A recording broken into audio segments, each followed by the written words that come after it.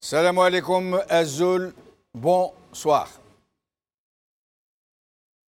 Les Algériens ne lisent plus El Moujahid, le fameux journal El Moujahid que tout le monde connaît et dont on dit qu'il y a plus d'invendus que d'imprimés. Mais les Algériens ont tort de ne pas lire El Moujahid parce qu'à travers El Moujahid et notamment à travers ses éditoriaux, nous pouvons faire des lectures très intéressantes. Aussi, en ces temps de grande confusion politique où une chatte ne retrouverait pas ses petits, ne voilà-t-il pas qu'El Moujahid lui-même nous livre un édito sous le titre tenez-vous bien, attachez vos ceintures, confusion politique. Et c'est El Moujahid qui l'écrit. C'est dire la situation, c'est dire qu'à 4 mois des élections, 4 mois précisément, 4 mois et quelques jours, à 3 mois du lancement de la campagne électorale, qui doit être lancée 1 mois avant la tenue des élections, et à 90 jours, à 1 mois de la convocation du corps électoral, parce que le corps électoral doit être convoqué 90 jours avant le scrutin. Et nous ne savons toujours rien de ce qui se passe au sommet du régime.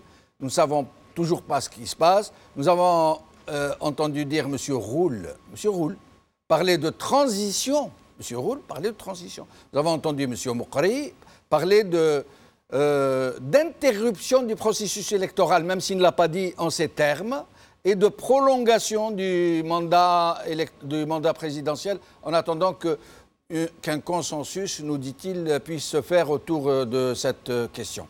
Donc voilà, ce sera le sujet d'aujourd'hui, d'une émission qui se déclinera en 2 parties d'1 heure chacune.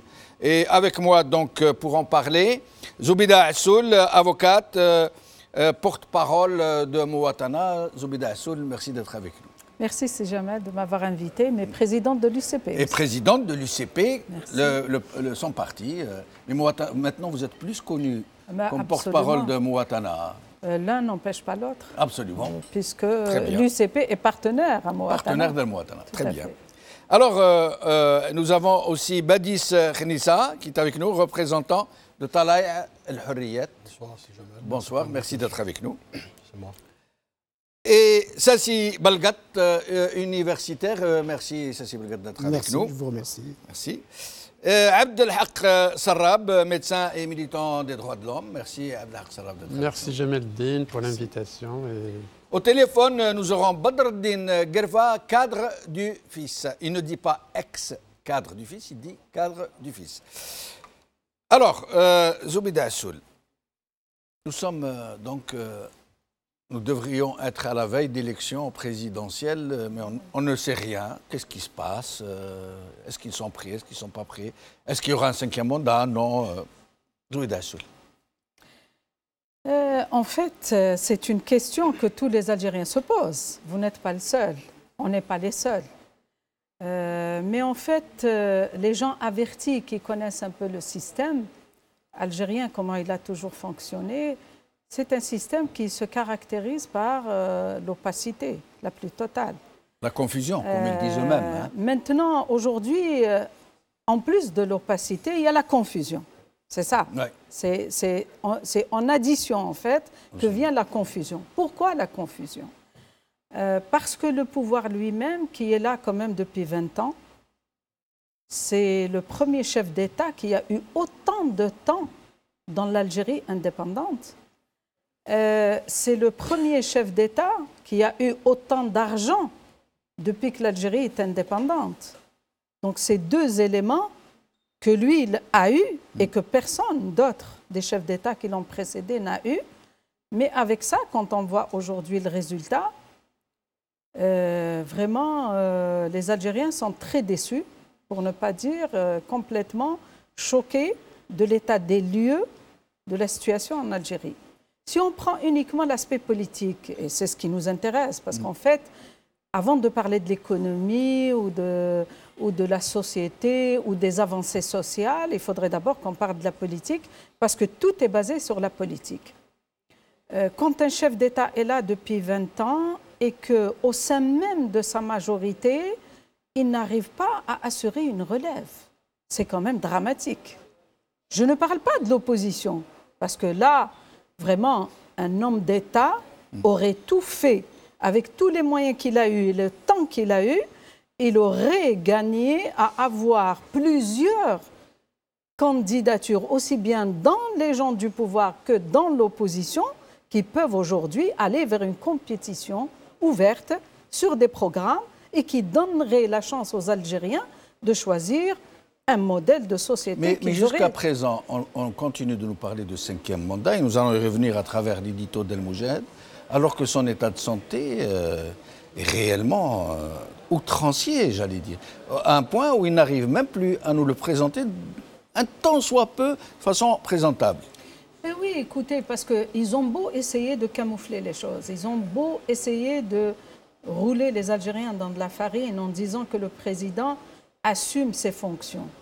C'est une contre-vérité, c'est un faux témoignage. C'est tous les gens qui disent ça, c'est un faux témoignage. Et le faux témoignage est puni par le code pénal. Vous le savez. En effet, c'est peu dire. Donc aujourd'hui, quand une majorité du système fait ce faux témoignage au su et au vu de tous les Algériens et de toute la communauté internationale, notamment ceux qui connaissent et qui ont le dossier médical du président. Donc aujourd'hui, ils nous disent que le président est en bonne santé. Mais après sa dernière sortie du 1er novembre, vous vous rappelez, si jamais on était là avec vous, on avait fait une couverture avec le maire Alibia, spécialement le 1er novembre. On avait montré ses photos, ceinture, et moi, vraiment, pour moi, en tant qu'Algérienne, c'est affligeant. Pas pour le chef de l'État, parce que d'abord, les gens qui l'utilisent sont en train de l'humilier, lui, d'abord en tant que personne, et c'est une atteinte aux droits humains du président. Deuxièmement, c'est toute l'Algérie qui est humiliée. Absolument. Donc aujourd'hui, on nous change de vocabulaire, on ne parle plus de 5e mandat, parce que ce n'est plus vendable. Maintenant, on nous parle de la continuité. Qu'est-ce que ça veut dire, cette continuité? Parce que constitutionnellement, il n'a plus le droit de se présenter plus de 2 mandats. Donc, il considère qu'il ne s'est présenté qu'une seule fois. Et que, non. Donc ça aussi, c'est un faux. Ils ne peuvent pas dire deuxième mandat. Non, parce que lui, il est venu dans le cadre de l'ancienne constitution de 1996, qui, elle, disait qu'il y avait 2 mandats. Mais quand le président a amendé la constitution en 2008 et qu'il a levé le verrou des 2 mandats et qu'il a ouvert les mandats, donc l'amendement qu'il a fait n'est pas passé par la voie référendaire. Donc ce n'est pas le peuple qui a choisi cela. Absolument. Et ça, déjà, c'est une atteinte au principe de la souveraineté populaire. C'est le peuple qui doit décider quand il s'agit surtout des équilibres du pouvoir en Algérie. Donc voilà disons le scénario qui est devant nous, et c'est pour ça qu'il y a confusion, parce qu'à l'intérieur même de cette majorité, de ce pouvoir, de ce système, c'est la confusion chez eux, c'est pas chez les autres. Et nous allons voir que des hommes politiques, notamment Roul, comment il s'appelle l'autre, Makari, Touati, nous parlent de choses et d'autres. Nous allons voir quelques images. تتفقون مع فكرة حدث هذا مع فكرة تمديد ولاية رئيس بوتفليقة الرابعة إلى بسنة؟ شوف أنا قلت لك، شوف المصطلحات اللي يعطيها مضمونها هو النقاش السياسي. التمديد ذكر من أحزاب الموالاة بدون الحديث عن الإصلاحات. تأجيل الانتخابات ذكر بالحديث عن الإصلاحات. في ذلك نحن نفضل تأجيل الانتخابات لأن النقاش السياسي أعطاها مضمون. التمديد اعطاه مضمون اخر وهو تاجيل بدون اصلاحات وبالتالي تمديد، يعني فلذلك نحن نفضل كلمه تاجيل. يعني انتم مع التاجيل بالاصلاحات، بدون اصلاحات لا يمكن ان نقبل هذا المشروع باي حال من الاحوال. احنا اصحاب مشروع.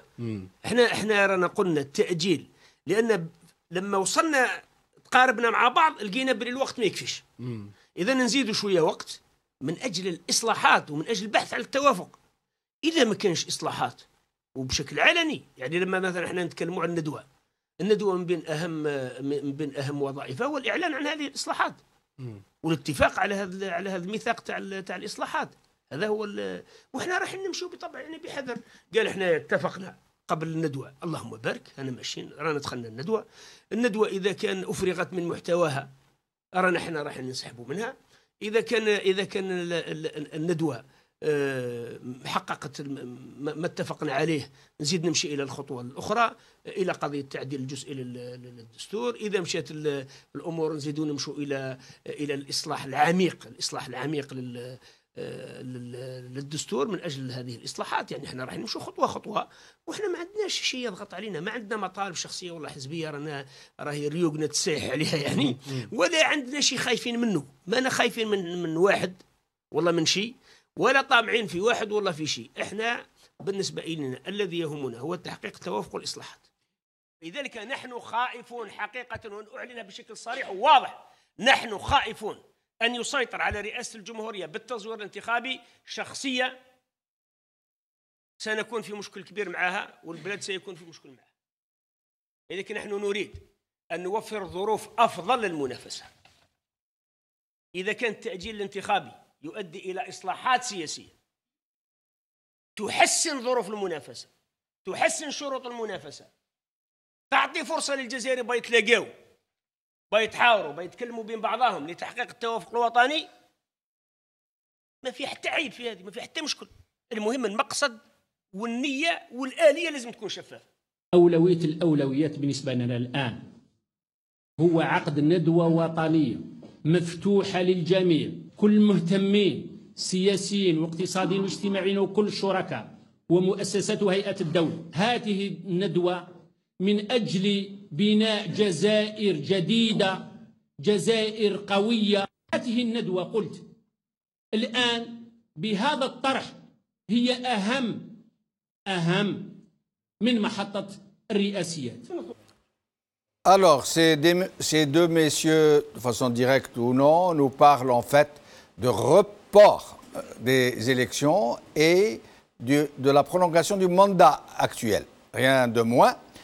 Sauf que El Moujahid, comme je l'ai signalé tout à l'heure, dans son édito, ça veut dire que ça descend de très haut, au plus haut du régime. Je vous cite un extrait. Maintenant, et il parle de ces deux personnages, maintenant que certains tentent de servir à l'opinion publique leurs spéculations, qu'ils présentent comme des certitudes, à l'exemple du report de l'élection présidentielle, cela fait partie d'une stratégie de la confusion et ne constitue qu'un médiocre marketing qui traduit un manque flagrant de confiance en soi. Abdelhak Serrab, qu'est-ce que vous en pensez? Il va falloir qu'on arrête de se voiler la face et de se raconter des histoires. On parle de 5e mandat, mais au fait, on est dans un seul et unique mandat depuis 62. Ils veulent qu'on les prolonge, mais pour quel projet? Ces gens, on les voyait à la télévision. J'avais 5 ans, j'étais un gamin, je les voyais à la télévision. Aujourd'hui, bientôt, je pars à la retraite, ils sont toujours là. Et les jeunes, et les moins jeunes, ils vont prendre leur chance quand? Ils veulent qu'on les prolonge, alors qu'on est le seul pays méditerranéen qui a 1200 km de littoral, les meilleures plages au monde, et nous sommes le seul pays méditerranéen qui exporte des touristes à des pays méditerranéens qui ont moins de côtes, et leurs côtes ne sont pas meilleures que les nôtres. On exporte 2 à 3 millions de touristes tous les ans à des pays méditerranéens. On est le seul pays au monde qui est couvert par le soleil 365 jours sur 365, et on ne produit pas un seul watt d'électricité à partir de l'énergie solaire. Ces gens ont fait faillite et il va falloir qu'ils prennent conscience de leur faillite. Mais que pensez-vous des gesticulations de messieurs Makari et Roul, qui l'un appelle à une conférence nationale et qui l'autre par non rien de moins que du report des élections et de la prolongation du mandat actuel, alors qu'il n'y a aucune base juridique, constitutionnelle qui puisse leur permettre de faire cela? Le pouvoir n'est plus centralisé. Depuis quelques années, le pouvoir est éparpillé. Il y a une lutte de clans. Et donc, chaque clan fait bouger ses atouts. Moukri et Roul font partie d'un clan qui a intérêt à prolonger. Un autre clan réagit pour dire non. Et on est dans cette lutte de clans en l'absence du peuple. Le concerné est absent, il est omis. Et ça, c'est la nature même du régime algérien. Le régime algérien ne reconnaît ni le peuple, ni la politique. Le régime algérien considère que la politique est une menace stratégique, que le peuple est une charge. Or, une nation ne peut bouger qu'avec son peuple. Un État, l'État, par définition, est un ensemble d'institutions qui sont là pour préserver les intérêts de la nation. La nation, c'est le peuple. Oui, mais ça reste très théorique pour ce qui concerne notre pays, malheureusement. Voilà. Badis Khalissa, sur la même question, sur le même sujet. Écoutez, encore une fois, moi je pense que je mettrais plutôt ces exercices récents dans la case plutôt de diversion. Je pense qu'on est tous immunisés aujourd'hui face à ce type d'actions qui ne sont plus, on va dire, un secret pour personne. J'irai plus loin. C'est peut-être aussi des exercices qui, in fine, pour certains en tout cas, de leur objectif, de polariser l'attention sur ce type de débat, et non pas sur le vrai débat qui se pose aujourd'hui. Et je pense que vous l'avez très, très justement dit tout à l'heure. Le diagnostic, je pense que nous le connaissons tous autour de cette table et les millions d'Algériens. Maintenant, nous voulons des perspectives. Nous voulons en fait un avenir collectif, qui plus est. Donc, ressasser ad vitam aeternam des constats, des débats stériles, comme nous le voyons aujourd'hui, moi j'irai plus loin. Vous parlez effectivement de report. Je suis désolé, il y a un raisonnement très, très logique qui consiste à dire que ce qu'ils n'ont pas pu faire en 20 ans, nous ne pourrons pas le faire en 6 ou 12 mois. Donc parler aujourd'hui de prolongation ou de continuité pour corriger ou faire un erratum de ce qui a été fait par le passé, c'est faux. Ça, c'est une évidence pour tout le monde. Maintenant, il faut plutôt parler sur les vrais débats. Les débats, c'est de créer un décorum de démocratie, de politique, où justement l'inclusivité y règne. Donc l'opposition, la société civile, le peuple souverain, bien évidemment, qui est l'épine dorsale de ce débat, qui devrait être l'épine dorsale.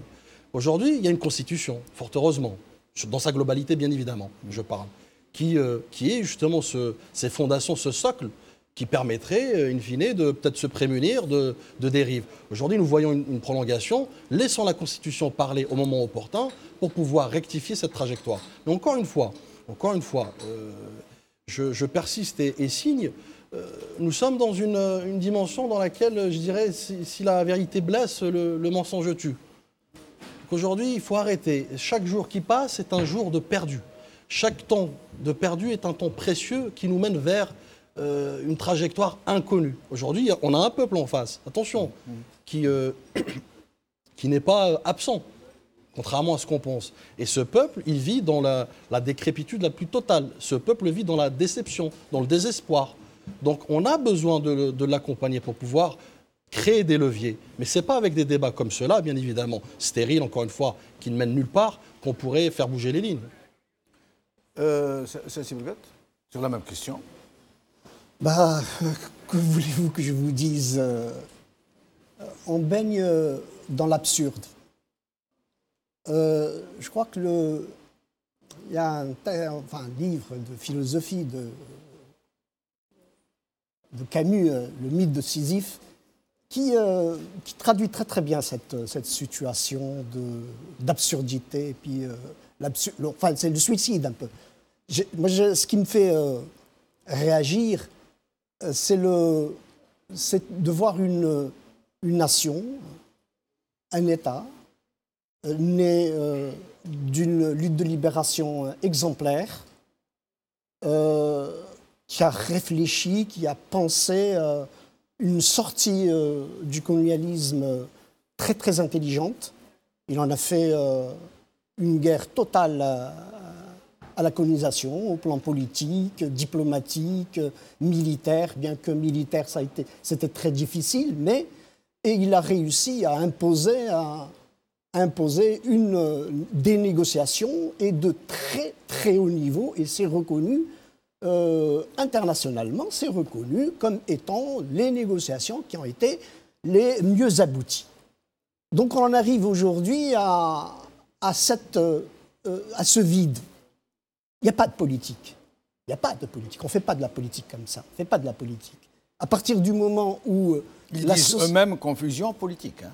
Ils le disent, eux. Oui, la confusion, c'est peut-être dans des cercles. C'est les cercles, c'est vrai. Là, dans les cercles, il y a une confusion. La confusion pour Moi, je crois, c'est beaucoup plus une confusion et puis des luttes d'intérêts. D'intérêts, mais c'est féroce actuellement. Quand on voit aujourd'hui à quel rythme des fortunes se sont quasiment faites en un temps record, je me dis, c'est l'aboutissement de cette situation. Parce que si on était dans une situation politique où le peuple avait le droit de dire, un droit de regard, il est informé de la chose publique. Donc c'est ça la politique. La politique, c'est la gestion de la cité. La cité, c'est quoi? C'est l'État. L'État actuel, c'est ça la cité. C'est notre cité, à nous tous, c'est notre État, notre pays. Et donc cette gestion, elle est caporalisée, elle est quasiment... et depuis très longtemps, il est vrai, depuis très longtemps, nous sommes, le peuple, la souveraineté, elle est exclue du champ politique.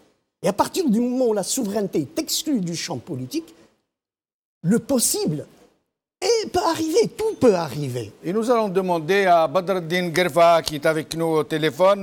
Merci d'être avec nous. Badreddine Guerva. C'est moi qui vous remercie, Si Jamal. Alors, Badreddine Guerva, ne voilà-t-il pas que, à l'instigation de M. Makari et Roul, on nous prépare une véritable interruption du processus électoral, rien de moins. Alors, votre avis sur la question, vous, cadre du FIS? Mon avis, Si Jamal, je préfère dire l'avis du bon peuple avec qui nous vivons. J'ai l'impression que nous tous, on devient, plutôt que des politiques, on devient des analystes politiques. Le peuple, il attend de nous, en tant que membres de partis différents, d'être à sa hauteur.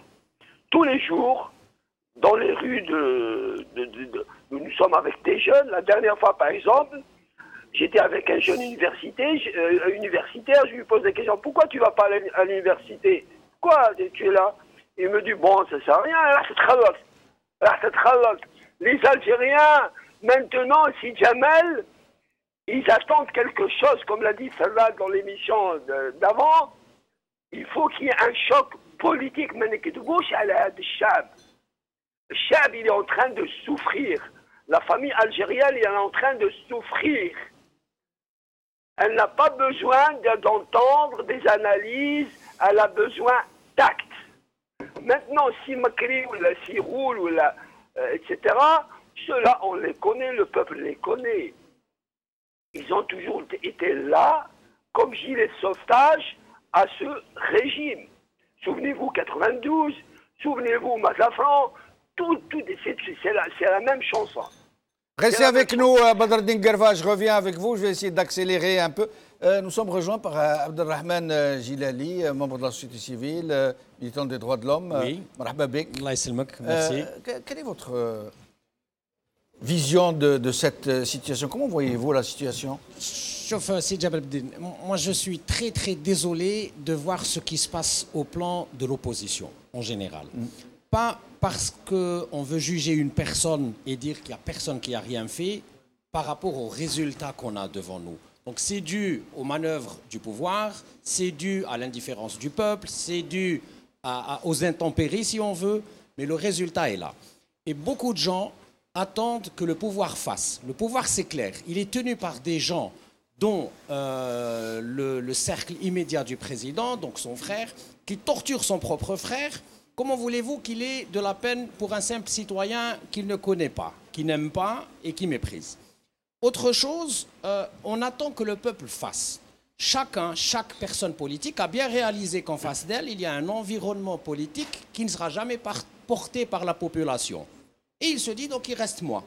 Donc il y a beaucoup de gens politiques qui sont centrés sur eux, ou par égoïsme, par moi débordant, ou par conclusion en se disant que puisque les autres ne peuvent pas, il faudra bien que quelqu'un puisse. Donc c'est peut-être moi. Et on attend que le peuple réagisse, et on dit ce peuple ne réagit pas. Mais pourquoi voulez-vous que le peuple réagisse et aille se faire bastonner pour un projet qui n'existe pas? Je dis un projet qui n'existe pas, c'est-à-dire que les pires attaquants de Bouteflika vont vous dire « Ok, Bouteflika va partir. Mais après, qu'est-ce qu'on va faire le lendemain ?»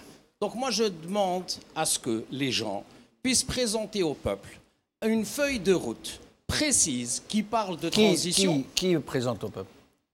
Les élites. L'opposition qui se dit opposition. Il y en a qui parlent de Bouteflika comme étant une ligne rouge. Khat Ahmar, il ne faut pas toucher à Bouteflika. Ben, accordons-nous que Bouteflika est une ligne rouge et que se mettent de l'autre côté de la ligne rouge ceux qui veulent Bouteflika sous une forme ou une autre ou le prolonger, et ceux qui sont pour l'Algérie, donc qui se défient, qui s'éloignent de Bouteflika et qui veulent travailler ensemble. Le jour où nous pourrons avoir un projet de gouvernement de transition sur une courte, moyenne ou longue période, que les gens la discutent et qu'on dise au peuple, voilà ce que nous vous proposons concrètement le lendemain de son départ, là on peut dire pourquoi le peuple ne bougerait pas. La situation est quasiment dramatique. Hein. C'est vraiment une confusion politique.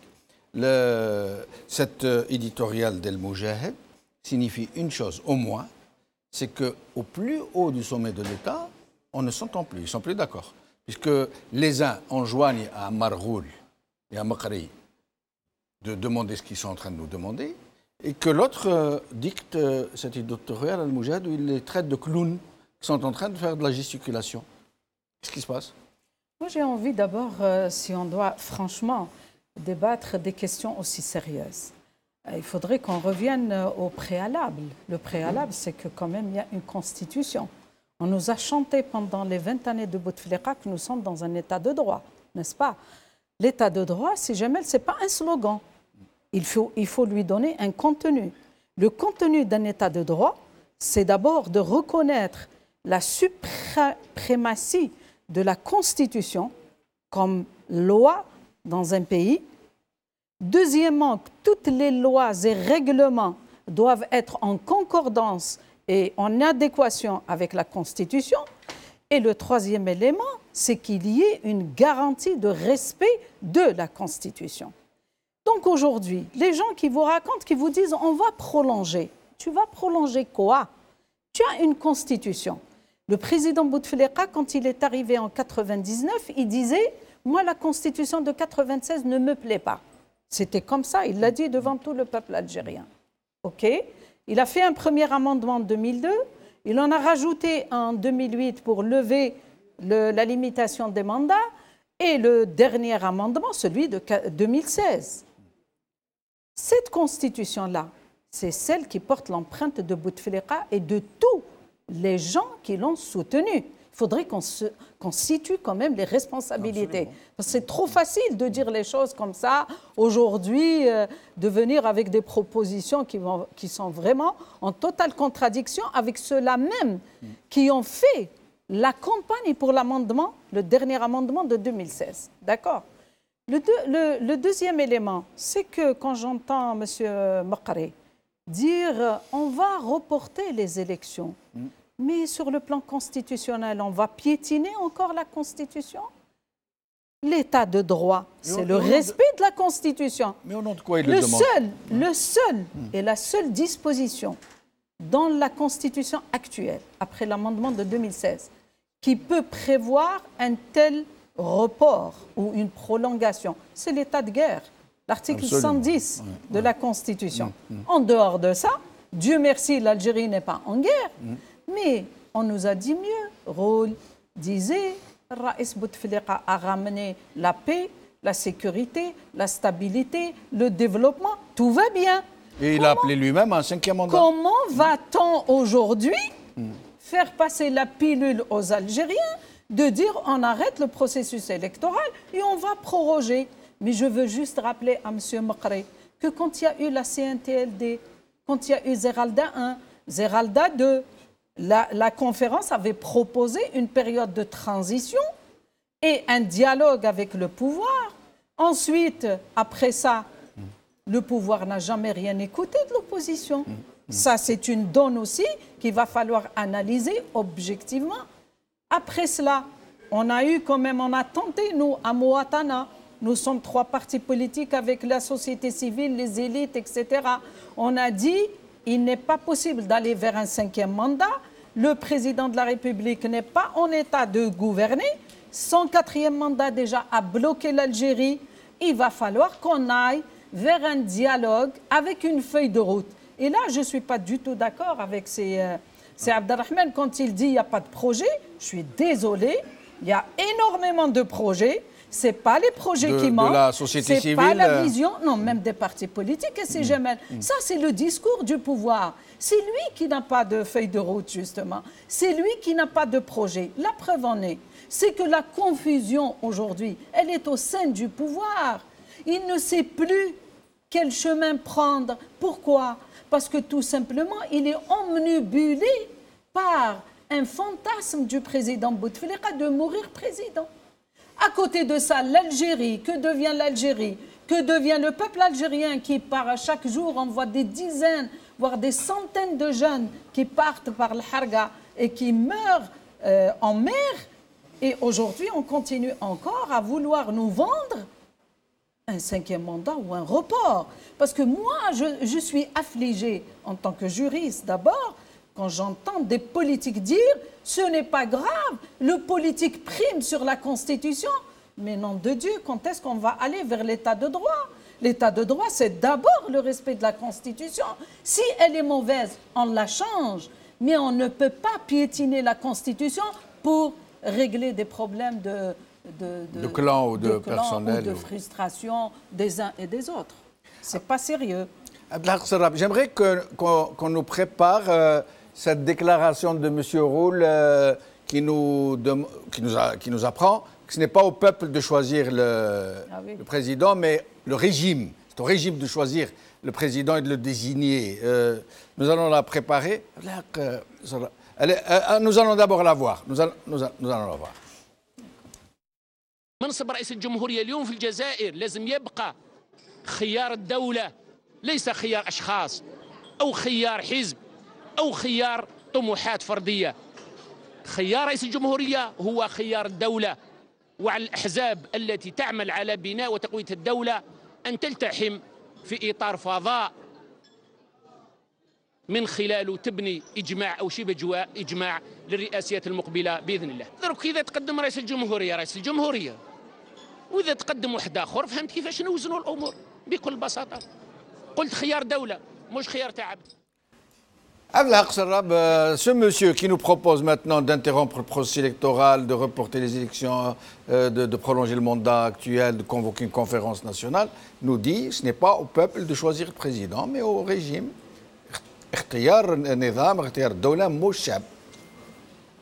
Il est sénateur, hein, je tiens à préciser. Si jamais on assiste à une noyade de luxe. Noyade de luxe. Noyade parce que le régime est en difficulté. De luxe parce que c'est le noyé qui impose le planning et le calendrier de la noyade. Quand est-ce qu'on se noie, quand est-ce qu'on ne s'en noie pas, comment on va se noyer. Et ça, c'est une catastrophe parce que le noyé n'a pas à commander. Il nous a conduits vers la noyade. Donc, au mieux, il doit se taire. Et c'est aux gens qui militent pour le changement de proposer une initiative entre partisans du changement. Avant de s'adresser aux noyés, ils doivent s'adresser les uns aux autres. Moi, je propose une conférence nationale, certes, mais en dehors de la noyade et du noyé, entre militants du changement. Une constituante, une phase de transition. Mais nous savons tous que ce n'est pas le cas, mais pas du tout. Les seules institutions qui existent, ou les seules procédures, j'allais dire, sont des façades en trompe-l'œil, juste pour tromper l'ennemi. Voilà. Le noyé, qu'est-ce qu'il a fait? Il a détruit les institutions de l'État. Si tant est qu'elles aient existé un jour. On suppose, pendant une courte durée de 62 jusqu'à 78, il y avait un semblant d'État. Et le peu de semblant d'État qu'on avait, on l'avait détruit. Aujourd'hui, on se noie. Et c'est le noyé qui impose le calendrier. C'est une première historique. Le calendrier de la noyade ou du sauvetage? Non, de la noyade. de la noyade. Il n'y a pas de sauvetage avec ce projet. On va vers la noyade et c'est lui qui mène la danse. Mais ce monsieur Roule, il est complètement hallucinant, ce monsieur. Il est hallucinant. Il est connu pour être un très grand corrompu. Je m'excuse un peu de sortir de mon rôle de journaliste. Atroce. Moi, je n'aime pas du tout ce monsieur, je m'excuse. Mais il en arrive là à dire que ce n'est pas au peuple désigné président, mais au régime. Il en arrive à dire non, on va interrompre le procès électoral. C'est atroce. Le problème, si j'aime le dire, c'est que dès le départ, on a des décideurs qui nomment le gouvernement et qui nomment les semblants. M. Roule et M. Mokri sont nommés et ils sont chargés d'une mission, faire semblant de s'opposer. On dit qu'il a été nommé en qualité de sénateur pour lui fabriquer une immunité. Parce qu'il a tellement de casseroles dans cette affaire d'autoroute qu'il faut le mettre à l'abri parce que les gens à qui il servait de vecteur pour leur transmettre les pots de vin ne veulent pas qu'il parle trop. Il est chargé de mission. Là, il joue le rôle de l'opposant qui fait des propositions à un État en pleine noyade. Incroyable. Je vais vous lire un extrait de Al-Moujahid, toujours. Vraiment, c'est parole d'évangile, comme on dit. Je ne veux pas dire parole de Coran. Le chef de l'État dont le mandat s'achève à cette date-là a été sollicité à poursuivre sa mission et donc à être candidat par les principales formations politiques, des organisations syndicales et patronales et le mouvement associatif.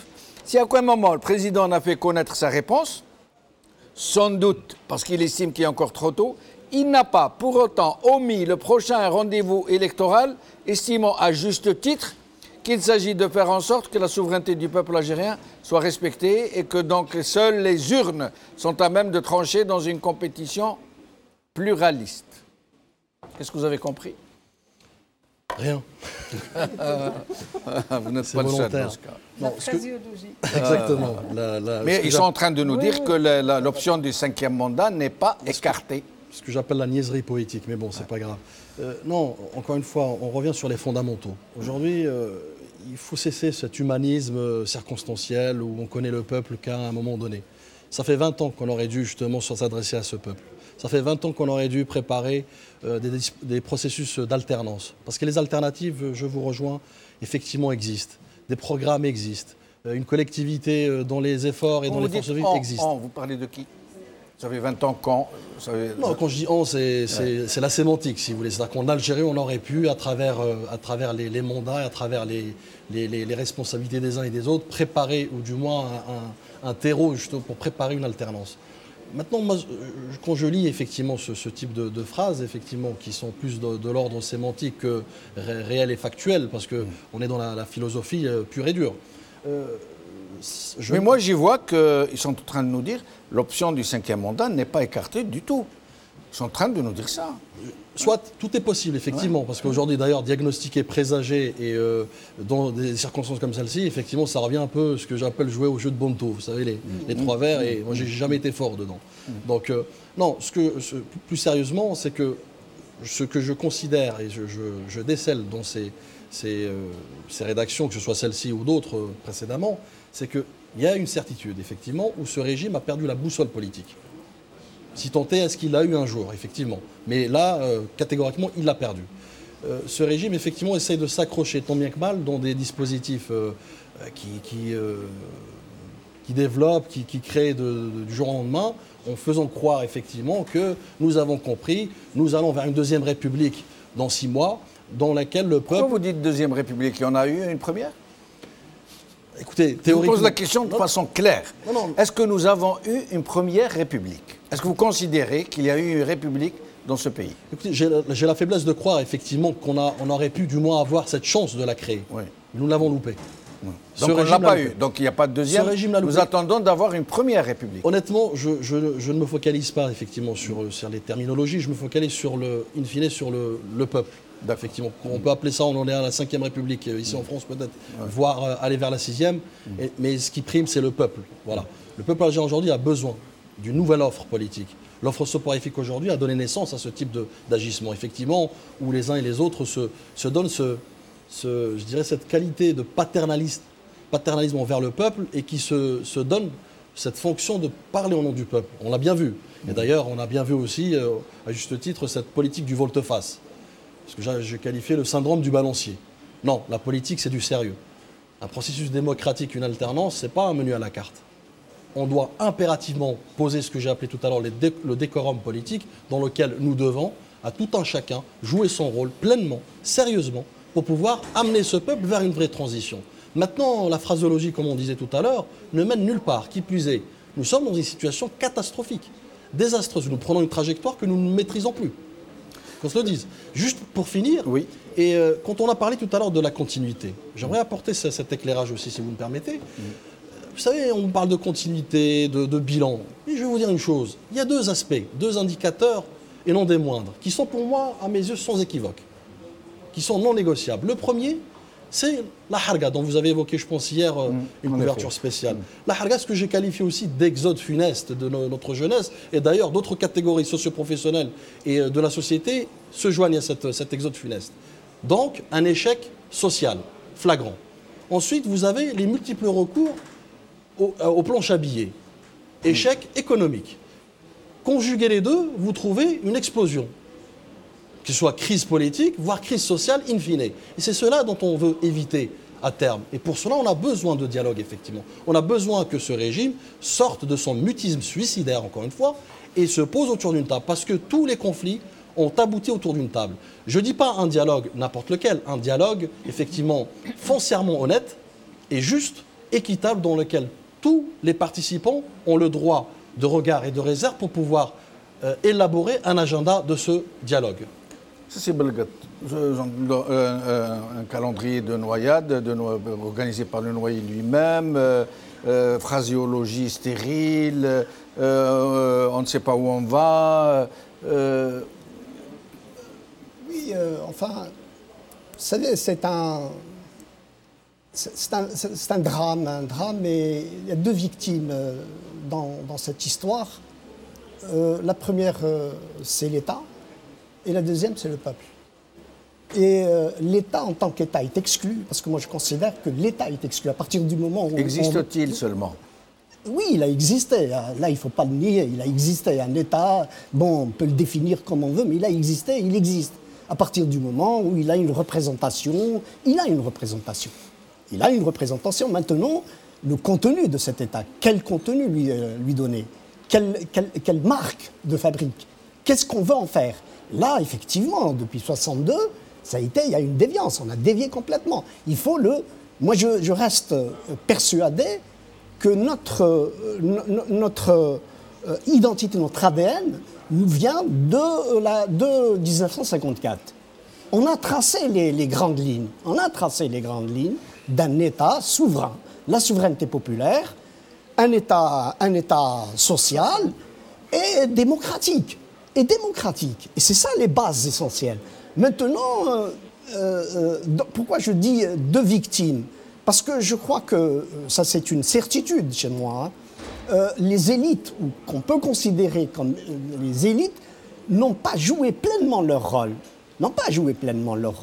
Maintenant, je trouve que le seul moyen, c'est comme on est dans un tunnel, là, vraiment dans un tunnel, dans une nuit noire, mais complètement, il n'y a pas de visibilité, pas du tout, aucune visibilité. Et le seul qui est aujourd'hui en mesure d'ouvrir une perspective, c'est le peuple. C'est le peuple, c'est ça qui est là. Mais le peuple a besoin de se rallier autour d'une force ou d'une offre. Il a besoin d'une offre. Oui. Il a besoin d'une offre. Existe-t-elle ? L'offre, vous savez, elle n'est jamais écrite d'avance. Hein. Elle n'est jamais écrite. Hein. Il y a des initiatives comme celle de Mouatana, par exemple. Oui, des initiatives, il y en a. Il y en a des initiatives. Mais des initiatives ne sont pas encore... Parce qu'une initiative, si elle est véritablement... Si elle est dure, elle est vraiment... Il y a une adhésion autour. Il y a une adhésion. C'est-à-dire il y a des brides. Il y a des côtés. Donc maintenant, il s'agit de réunir, de se rassembler sur un socle, un minimum, un contrat social. Qu'est-ce qu'il nous faut exactement ? Parce que tant qu'on oublie le peuple dans cette histoire, tant qu'on le met au centre justement de l'équation, il ne bougera pas. Il ne bougera pas. Badreddine Guerfa, Sassi Belgat nous parle de contrat social, de dynamique, d'initiative politique autour de laquelle pourrait se rallier le peuple. Est-ce que ce genre de dynamique, d'énergie existe? Est-ce qu'il est possible de les créer, à votre avis? Écoutez, si jamais je suis d'accord avec lui, mais à mon avis, le contrat social, les offres politiques ne viendront qu'après le choc attendu. Ça, c'est une réalité historique. Qu'est-ce que vous entendez par choc attendu? Qu'est-ce que vous entendez par ça? Un choc parce que le peuple algérien maintenant, comme je l'ai dit dans ma première intervention, souffre. Et il regarde, il voit le travail de la classe politique n'est pas à la hauteur, malheureusement, de ce bon peuple. Et les crises en général, tout le monde est d'accord, même le régime est d'accord que l'Algérie est en crise, et une crise très grave, politique, économique, sociale, etc. Cette crise-là, elle n'aboutira à mon... C'est ça la vérité, il faut parler vrai avec le peuple. Même le Mara, qui tourne le décide Jamel, c'est après des souffrances où on est dit le nouveau-né. On ne peut pas parler de première république sans les souffrances. Maintenant, la classe politique, à mon avis, qu'on y dit le choc, c'est là où elle doit faire l'offre. Parce qu'il y a un mouvement, parce que, donc, 10 000 au Merlot, comme on dit, il n'y a pas de mass média, il n'y a rien, il n'y a pas de paix, un blogueur sur Facebook il trouve le habs, un journaliste il trouve le habs, مغني il trouve le habs, كلش مغلوق. Les gens d'Almel, خالقين كل شيء. Et Badr Denguerva, vous ne craignez pas un déchaînement de violence, éventuellement, à Dieu ne plaise? Non, je m'excuse si Jamal, le régime, malheureusement, les partis qui se disent d'opposition, il a de l'expérience, il a beaucoup d'expérience. La jeunesse algérienne, il y a 20 ans, 21 ans, où elle fait les réseaux sociaux, elle lit ce qui se passe en Algérie et ailleurs d'une façon extraordinaire. Dans les stades algériens, il y a un éveil politique extraordinaire. Malheureusement, je le dis franchement, je le dis à moi-même, à vos invités, la classe politique n'est pas à la hauteur de cette jeunesse. Le choc, à mon avis, le choc, c'est la classe politique, et puis après, une question... Badr Denguerva, nous arrivons malheureusement à la fin de l'émission. Je suis tenté, avant de nous quitter, de vous donner le mot de la fin sur ça, sur ces perspectives, sur les risques de violence qui pourraient se déchaîner. Non, je pense que le peuple algérien a quand même acquis une expérience. Là où moi je considère que des déclarations telles que celle de M. Roul, quand il dit que désigner le président de la République, ce n'est pas l'affaire du peuple, c'est très grave. Parce que les constitutions algériennes, on a recouvert notre indépendance pour que le peuple puisse avoir la souveraineté de décider de son sort. Et quand quelqu'un aujourd'hui, dans l'Algérie soi-disant démocratique, il dit que l'affaire du président, le choix du président n'est pas l'affaire du peuple, c'est très grave et c'est vraiment une insulte au peuple algérien. Moi, je dis que le peuple est très éveillé. Et je dis aussi que c'est injuste de dire que la classe politique n'est pas à la hauteur.